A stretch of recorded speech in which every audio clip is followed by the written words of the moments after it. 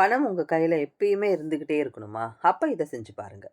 ஈசானிய மூலையில உள்ள ஜன்னல் எப்போதும் திறந்தே இருக்கிற மாரி பார்த்துக்கோங்க. தெற்கு திசையில உள்ள பீரோல தான் நாம் பணம் வைக்கணும். பீரோ வடக்கு பார்த்து இருக்கணும். பீரோவ திறக்கும் பொழுது நம்மளோட முதுகு வடக்கு நோக்கி இருக்கணும். ஒரு சிலர் பணத்த பூஜை அறையில வச்சு எடுத்து பயன்படுத்துவாங்க. அப்படி செய்யக்கூடாது. பணம் பல பேரோட கைகளுக்கு சென்று மாறி மாறி வந்திருக்கும். பூஜை அறைய நாம் தெய்வத்தன்மையுடன் வச்சிருப்போம். அதனால பணத்த பூஜை அறையில வச்சு எடுக்க வேண்டாம். பணத்த மரப்பெட்டியில வச்சு எடுக்கும் பொழுது, அது மென்மேலும் பெருகும். ஏன்னா, மரத்துக்கு அத தேக்கி வச்சுக்கிற தன்மை இருக்கு. அதனால தான் தேக்கு மரம்னு பேர் வந்தது.